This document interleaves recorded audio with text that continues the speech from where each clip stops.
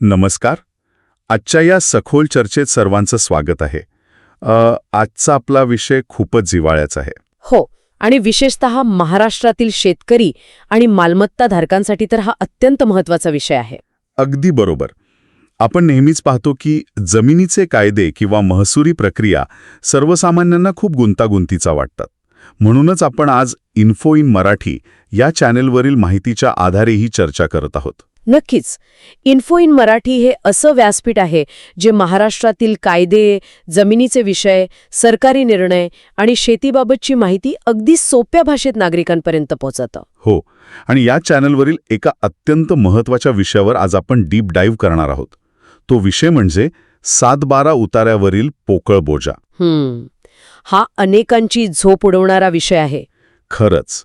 बऱ्याचदा असं होतं की एखाद्या शेतकऱ्याने किंवा जमीन मालकाने बँकेचं कर्ज 15-20 वर्षापूर्वीच पूर्ण फेडलेलं असतं. व्याजासकट. हो, व्याजासकट. बँकेने त्यांचं खातंही बंद केलेलं असतं. पण जेव्हा अचानक ती जमीन विकण्याची वेळ येते किंवा कुटुंबाला नवीन कर्ज काढायचं असतं, तेव्हा 7/12वर तो जुना कर्जाचा बोजा तसाच दिसतो. अगदी तेच. मग यामुळे जमिनीचे मोठे व्यवहार रातोरात अडकतात. तर आज आपण याच समस्येच्या मुळाशी जाणार आहोत. मला सांगा, हा बोजा नक्की काय असतो आणि तो काढायचा कसा? यावर सविस्तर बोलण्याआधी आपण मूळ संकल्पना समजून घेऊया. कोणतीही अडचण सोडवायची असेल तर आधी तिचं मूळ स्वरूप समजणं गरजेचं आहे. बरोबर. आपण 7/12 आणि बोजा या दोन्ही शब्दांच्या कायदेशीर अर्थापासून सुरुवात करूया. अत्यंत साध्या भाषेत सांगायचं तर 7/12 हा मुळात 2 वेगळ्या गाव नमुन्यांचा एकत्रित अहवाल आहे. अच्छा, म्हणजे हे 2 स्वतंत्र भाग आहेत. मी असा विचार करत होतो की तो एकच कागद असतो. नाही. महसुली दफ्तरात गाव नमुना क्रमांक 7 आणि गाव नमुना क्रमांक 12 असे 2 भाग असतात. गाव नमुना 7 हा जमिनीची कायदेशीर मालकी, त्यावरील अधिकार आणि मुख्य म्हणजे जमिनीवर असलेले बोजे दाखवतो. आणि मग गाव नमुना 12 काय असतो? गाव नमुना 12 हा त्या जमिनीचा प्रत्यक्ष वापर कसा होत आहे, तिथे कोणत्या हंगामात कोणती पिके घेतली जात आहेत, सिंचनाची व्यवस्था काय आहे, हे सविस्तर सांगतो. या दोन्हींना एकत्र करून जो उतारा तयार होतो तो म्हणजे आपला 7/12. आता समजलं. आणि यासोबतच तो 8 उतारा पण असतो ना? अगदी बरोबर. जमिनीच्या कर आकारणीचा आणि महसुलाचा तपशील देणारा 8 नावाचा एक वेगळा उताराही असतो. हे स्पष्टीकरण खूप महत्वाचं आहे, कारण बऱ्याच जणांना वाटतं की 7/12 म्हणजे फक्त मालकी हक्काचा पुरावा. हो, पण त्यामागे मोठी महसुली व्यवस्था आहे. मी याबद्दलचे संदर्भ वाचत होतो तेव्हा मला या बोझा शब्दाचा अर्थ थोडा वेगळा वाटला. म्हणजे बोझा किंवा इन्कम्ब्रन्स म्हणजे फक्त कर्ज घेतल्याची नोंद नसते ना? नाही, तो एक कायदेशीर अधिकार असतो. समजा एखाद्या शेतकऱ्याने विहीर खोदण्यासाठी किंवा ट्रॅक्टर घेण्यासाठी जमीन बँकेकडे तारण ठेवली. अच्छा. तर बँक स्वतःच्या पैशांची सुरक्षिता म्हणून त्या जमिनीवर आपला हक्क नोंदवते. जोपर्यंत हा बोझा उतारेवर आहे तोपर्यंत ती जमीन बँकेच्या परवानगीशिवाय विकता येत नाही. म्हणजे बँक एक प्रकारे जमिनीवर नियंत्रण मिळवते. हो, तो एक कायदेशीर अडथळा असतो. आणि इथूनच मग पोकळ बोझा या समस्येची सुरुवात होते. तर मग हा पोकळ बोझा म्हणजे नक्की काय? पोकळ म्हणजे आतून रिकामं? बरोबर ओळखलत. पोकळ बोझा म्हणजे अशी परिस्थिती जिथे कर्ज पूर्ण फेडलेलं असतं, बँक खातं बंद असतं, बँकेने ना हरकत प्रमाणपत्र म्हणजे NOC सुद्धा दिलेली असते. पण तरीही तलाठी कार्यालयाच्या रेकॉर्डमधून ती नोंद हटवली गेलेली नसते. हो, कागदावर बोझा दिसतोय पण प्रत्यक्षात कोणतंही सक्रिय कर्ज नाहीये. पण असं होतं का? कर्ज फेडल्यावर नोंद का राहत असेल? याची बरीच कारणं आहेत. सर्वात मुख्य कारण म्हणजे बँक आणि तलाठी कार्यालय यांच्यात थेट संवादाचा अभाव. म्हणजे बँक तलाठ्याला कळवत नाही? नाही. जेव्हा माणूस कर्जाचा शेवटचा हप्ता भरतो, बँक त्याला प्रमाणपत्र देते, पण महसूल विभागाला थेट काहीच कळवत नाही. अच्छा, म्हणजे नागरिकांनाच ते प्रमाणपत्र घेऊन जावं लागतं. हो, पण अनेक नागरिकांना वाटतं की बँकेत पैसे भरले म्हणजे काम संपलं. त्यांना तलाठ्याकडे अर्ज करण्याची माहितीच नसते. मी साहित्याचा अभ्यास करत होतो तेव्हा मला एक धक्कादायक ऐतिहासिक कारण सापडलं. 2009 ते 12च्या दरम्यान जे उतार्यांचं संगणकीकरण झालं. हो, डिजिटायझेशनची मोहीम. बरोबर. त्या जुन्या हस्तलिखित नोंदी सिस्टममध्ये भरल्या गेल्या. जुन्या पद्धतीत जेव्हा कर्ज फेडलं जायचं तेव्हा तलाठी त्या नोंदीवर लाल शाईने फुली मारायचे किंवा रेघ ओढायचे. अगदी बरोबर. पण डेटा एंट्री करणाऱ्या ऑपरेटर्सना त्या लाल शाईचा अर्थ समजला नाही. त्यांनी काय केलं, ते खोडलेले बोजे सुद्धा सक्रिय बोजा म्हणून कायमचे सिस्टममध्ये नोंदवून टाकले. हा एक अतिशय विदारक मुद्दा आहे. म्हणजे जे कर्ज 70 किंवा 80च्या दशकात फेडलं होतं ते आजच्या डिजिटल सातबाऱ्यावर जिवंत बोझा म्हणून दिसायला लागलं. फक्त एका चुकीमुळे. आणि आणखी एक कारण म्हणजे वारसा हक्काच्या नोंदी, बरोबर? हो, मूळ मालकाचा मृत्यू झाल्यावर वारसांची नावे लागतात. फेरफार होतो, पण त्या गडबडीत जुना फेडलेला बोझा कमी करायचा राहून जातो. या सगळ्याचा परिणाम म्हणजे माणूस स्वतःच्या जमिनीत अडकून पडतो. हो, आणि याचे आर्थिक परिणाम खूप गंभीर आहेत. मला सांगा, जर सातबाऱ्यावर असा पोकळ बोजा असेल तर सामान्य माणसाला काय नुकसान सहन करावं लागतं? सर्वात मोठं नुकसान म्हणजे जमिनीचं क्लिअर टायटल राहत नाही, निर्विवाद मालकी सिद्ध होत नाही. म्हणजे खरेदीदार शंका घेणार. नक्कीच. तो वकिलाकडून सर्च रिपोर्ट काढतो, बोजा दिसला की व्यवहार मोडतात किंवा मालमत्तेची किंमत घसरते. आणि नवीन कर्ज काढायचं असेल तर बँका स्पष्ट नकार देतात. मुलांचं शिक्षण असो किंवा गृहकर्ज, जुना बोझा असल्यावर नवीन मार्ग मोकळा होत नाही.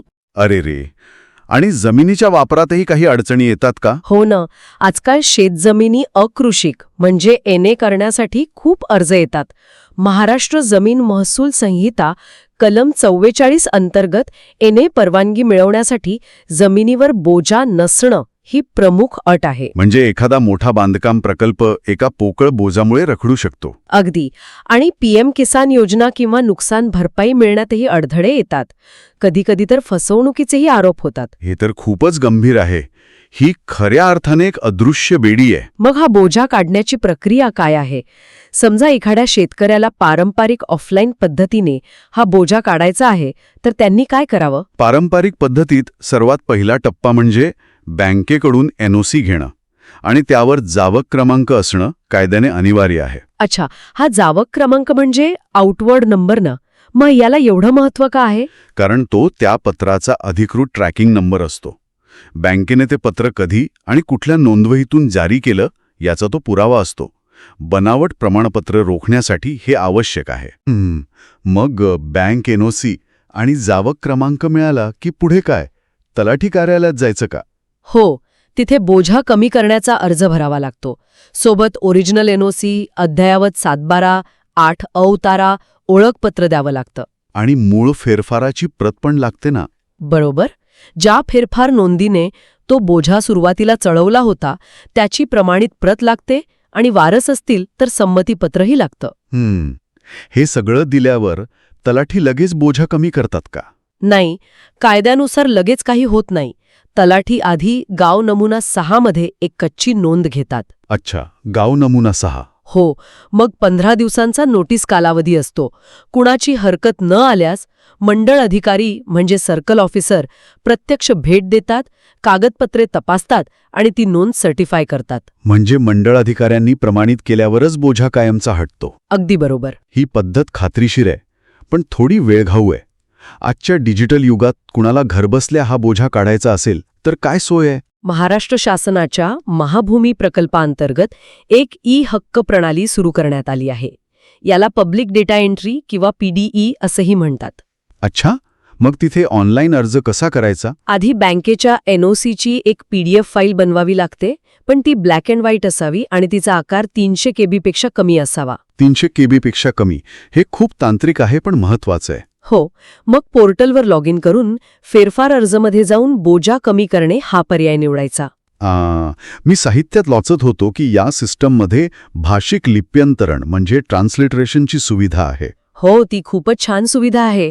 म्हणजे इंग्रजी कीबोर्डवर नाव टाईप करून स्पेस दिला की ते आपोआप मराठीत येतं. म्हणजे पाटील इंग्रजीत टाईप केलं तर मराठीत अचूक लिहून येईल.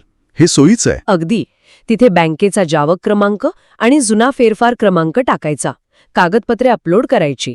पण यात एक नाजूक टप्पा आहे. कोणता? एकदा तुम्ही सर्व माहिती भरून सबमिट बटनावर क्लिक केलं की त्यात कोणताही बदल करता येत नाही. अच्छा, म्हणजे सबमिट करण्यापूर्वी सगळं दोनदा तपासावं लागेल? हो, सबमिट झाल्यावर एक ॲप्लिकेशन आयडी मिळतो ज्यावरून तुम्ही तुमच्या अर्जाचं ट्रॅकिंग करू शकता. हे तर खूपच सोपं झालं. पण मला एक सांगा, या सगळ्यासाठी नेहमी नागरिकांनीच अर्ज करावा का? सरकार स्वतःहून काही करत नाहीये का? सरकारने खूप चांगली मोहीम सुरू केली आहे. जिवंत सातबारा मोहीम. जिवंत सातबारा म्हणजे काय? म्हणजे 7/12 हा फक्त भूतकाळातील नोंदींचा कागद न राहता तो वर्तमानाचा जिवंत आरसा असावा. या मोहिमेत महसूल प्रशासन स्वतःहून जुने, कालबाह्य आणि फेडलेले बोजे शोधून नष्ट करत आहे. अरे वा, म्हणजे नागरिकांनी अर्ज न करताही जुने पोकळ बोझे आपोआप हटवले जात आहेत. हो, ही खूप मोठी सुधारणा आहे. आणि यासोबतच आता डिजिटल स्वाक्षरी असलेल्या उतार्यांना 100% कायदेशीर मान्यता मिळाली आहे. अच्छा, ज्यावर तो QR कोड आणि 16 अंकी पडताळणी क्रमांक असतो तोच ना? हो, त्यामुळे आता प्रत्येक वेळी तलाठ्याच्या सहीची गरज नाही. डिजिटल उतारा बँक कर्ज किंवा खरेदी विक्रीसाठी वैध मानला जातो. यामुळे नक्कीच व्यवहार सुरक्षित आणि पारदर्शक झाले आहेत. पण आपण आत्तापर्यंत शेतजमिनीबद्दल बोललो. शहरांमध्ये परिस्थिती वेगळी असते. हो, तिथे बहुमजली इमारती असतात. बरोबर. एकाच जमिनीवर अनेकांचे फ्लॅट्स असतात. मग तिथे एखाद्या फ्लॅट धारकाने कर्ज घेतलं तर बोजा कसा ठरतो? सध्याच्या पद्धतीनुसार आपला 7/12 हा जमिनीचा आडवं म्हणजे हॉरिझॉन्टल मोजमाप दाखवतो. त्यामुळे एकाने कर्ज घेतलं तरी बोजा संपूर्ण जमिनीच्या सामायिक 7/12वर पडतो. म्हणजे ज्यांचं कर्ज नाही त्यांनाही नाहक त्रास होतो. अगदी, हा मोठा अडथळा आहे. पण यावर महाराष्ट्र सरकार एक आधुनिक उपाय आणत आहे. कोणता? हिवाळी अधिवेशनात आलेलं व्हर्टिकल 7/12 विधेयक. यानुसार आता जमिनीचं उभं मोजमाप होईल. अच्छा, व्हर्टिकल 7/12 म्हणजे प्रत्येक मजल्याचा आणि फ्लॅटचा स्वतंत्र 7/12 असेल. हो, यामुळे एकाने कर्ज घेतलं तर बोजा फक्त त्याच्याच वैयक्तिक उतार्यावर दिसेल, सामायिक उतार्यावर नाही. हा, तर गेम चेंजर निर्णय ठरेल. सामायिक जमिनीवरून होणारे वाद कायमचे संपतील. नक्कीच. एकंदरीत आजच्या चर्चेचा सारांश असा की पोकळ बोजा ही केवळ कागदावरील त्रुटी नसून ती आर्थिक प्रगती रोखणारी अडचण आहे. हो, कर्ज फेडल्यावर नुसती पावती घेणं पुरेसं नाही. ती नोंद महसुली दफ्तरातून ई-हक्क प्रणालीद्वारे किंवा ऑफलाईन हटवली आहे याची खात्री करणंही आपली जबाबदारी आहे. हा, अगदी परिपूर्ण सारांश आहे. आणि मला शेवटी एक रंजक विचार मांडायचा आहे. सांगा ना. आपण तंत्रज्ञान आणि डिजिटायझेशनबद्दल बोललो. पण भविष्यात जर 7/12 पूर्णपणे ब्लॉकचेन तंत्रज्ञानावर आधारित झाला आणि बँकांचे सर्व्हर महसुली विभागाशी थेट जोडले गेले तर काय होईल? अच्छा, म्हणजे ऑटोमेशन. हो, ज्या क्षणी नागरिक बँकेत शेवटचा हप्ता भरेल त्या सेकंदाला स्मार्ट कॉन्ट्रॅक्टमुळे तो बोजा उतार्यावरून आपोआप उडून जाईल. कोणतीही नोटीस नाही, 15 दिवसांची वाट पाहण्याची गरज नाही. वा, हे खरंच शक्य झालं तर पोकळ बोजा हा शब्दच इतिहास जमा होईल. नक्कीच. तंत्रज्ञानाची ही जोड खऱ्या अर्थाने या क्षेत्राला पारदर्शक बनवेल. इन्फो इन मराठी या चॅनेलवरील माहितीच्या आधारे आज आपण हा विषय अतिशय सविस्तर समजून घेतला. हो, मला आशा आहे की ही माहिती सर्वांसाठी खूप उपयुक्त ठरेल. प्रेक्षकांनो, जर तुम्हाला ही सखोल चर्चा उपयोगी वाटली असेल तर हा व्हिडिओ नक्की लाईक करा आणि तुमच्या मित्रपरिवारासोबत शेअर करा. आणि जमिनीचे कायदे आणि नवनवीन अपडेट्स सोप्या भाषेत समजून घेण्यासाठी इन्फो इन मराठी चॅनलला सबस्क्राईब करायला विसरू नका. बरोबर. आणि तुम्हाला जमिनीशी संबंधित इतर कोणत्या विषयांवर अशीच चर्चा ऐकायला आवडेल हे आम्हाला खाली कमेंट्समध्ये नक्की सांगा. आजच्या या डीप डाईव्हमध्ये सहभागी झाल्याबद्दल धन्यवाद.